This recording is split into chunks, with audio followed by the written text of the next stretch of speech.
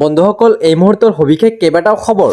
এইবাৰ ৰাজ্যৰ যুৱক যুৱতীসকলৰ বাবে আহি গ'ল ভাল খবৰ। অসম চৰকাৰে যুৱক যুৱতীসকলৰ বাবে লৈছে কেইবাটাও ডাঙৰ সিদ্ধান্ত। ৰাজ্যৰ যুৱক যুৱতীসকলৰ বাবে ভাল খবৰ। 17 ছেপ্টেম্বৰত ৰাজ্যত গঠন হ'ব যুৱ সবলীকৰণ আৰু কল্যাণ বিভাগ। প্ৰধানমন্ত্ৰী নৰেন্দ্ৰ মোদীৰ জন্মদিন 17 ছেপ্টেম্বৰৰ দিনাই আৰম্ভ হ'ব এই বিভাগ। এই বিভাগৰ জৰিয়তে ৰাজ্যৰ যুৱক যুৱতীসকলৰ বাবে বিভিন্ন কাম কৰিব চৰকাৰে। বিভাগটোৰ আওতালৈ আহিব ৰাজ্যৰ যুৱ আয়োগ, NCC আৰু NSS, আৰু লগতে এপইণ্টমেণ্ট এক্সচেঞ্জ। ৰাজ্যৰ বিভিন্ন স্তৰত শিক্ষা বিভাগে হাতত লোৱা যুৱ কল্যাণৰ কাম।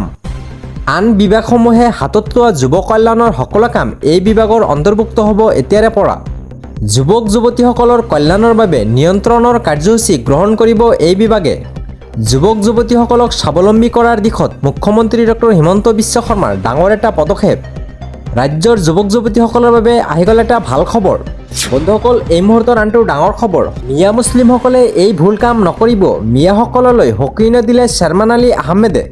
মিয়াসকললৈ বিশেষ আহ্বান বিধায়ক শ্বাৰমান আলী আহমেদৰ। লোকপিয়লত মিয়াসকলে ভাষা অসমীয়া লিখক। মিয়াসকলে লোকপিয়লত বাঙালী ভাষা লিখি ভুল নকৰিব। মিয়াসকললৈ বিধায়ক শ্বাৰমান আলী আহমেদৰ এই আহ্বান। বাংলা ভাষা না ভালকৈ শিকিছোঁ না ভালকৈ ক'ব পাৰোঁ আমি। পূৰ্বপুৰুষৰ সিদ্ধান্তক সন্মান দিয়াৰ আহ্বান মন্দিয়াৰ বিধায়ক শ্বাৰমান আলী আহমেদৰ। আমি বংশধৰসকলে তেওঁলোকৰ সিদ্ধান্তক অৱমাননা কৰাটো উচিত নহ'ব। আজান ফকীৰ চাহাবেও আদৰ্শ দেখুৱাই থৈ গৈছে। আমাৰ ল'ৰা ছোৱালীয়ে অসমীয়া মাধ্যমত পঢ়িব লাগিব আৰু শিকিব লাগিব। অসমীয়া ভাষা নিলিখিলে হাতৰ কুঠাৰ ভৰিত মাৰাৰ দৰে কথা হ'ব। অসমীয়া আৰু বাংলা ভাষাৰ মূল সংস্কৃত, গতিকে পাৰ্থক্য বেছি নাই। এই মুহূৰ্তৰ আনটো বিগ ব্ৰেকিং নিউজ। অবৈধ কয়লা খননক আইনী সুৰক্ষা দিছে মুখ্যমন্ত্ৰী হিমন্ত বিশ্ব শৰ্মায়ে। আদানী আম্বানী কাৰ্বি আংলঙত খনন চলোৱাৰ সুবিধা প্ৰদানৰ লক্ষ্য চিয়ামৰ।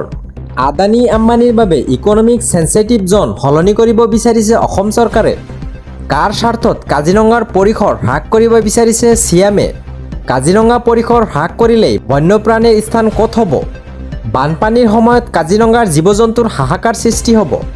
উজনিৰ প্ৰলয়কাৰী বানৰ পিছতো শিক্ষা লোৱা নাই হিমন্ত বিশ্ব শৰ্মাই। কাজিৰঙাৰ জৈৱ বৈচিত্ৰ্য ধ্বংস কৰিবলৈ নিদিয়াৰ হুংকাৰ দিছে গৌৰৱ গগৈয়ে। কাৰ্বি আংলঙৰ পাহাৰ আদানীক গতাব বিচাৰিছে অসম চৰকাৰে। কাজিৰঙাৰ পৰিসৰ হ্ৰাসৰ বিৰুদ্ধে বৃহৎ প্ৰতিবাদ কংগ্ৰেছৰ দলে। অবৈধ কয়লা খননক আইনী সুৰক্ষা দিছে মুখ্যমন্ত্ৰী হিমন্ত বিশ্ব শৰ্মাই। এই মুহূৰ্তৰ আনটো ডাঙৰ খবৰ। বন্দে মাতৰম নামানে নুশুনে কংগ্ৰেছৰ সংসদে। আল্লাহৰ ওপৰত নহয় বন্দে মাতৰম। কেৱল আল্লাহৰ উপাসনা কৰিম, বন্দে মাতৰম নগাওঁ নামানো। বলপূৰ্বকভাৱে বন্দে মাতৰম আমাক গোৱাব নোৱাৰে। দেশৰ সংবিধানে আমাক এই অধিকাৰ দিছে। আল্লাহৰ বাহিৰে আমি কাৰো ইবাদত নকৰোঁ। বন্দে মাতৰমক সন্মান কৰিলেও বন্দে মাতৰম নাগাওঁ আমি।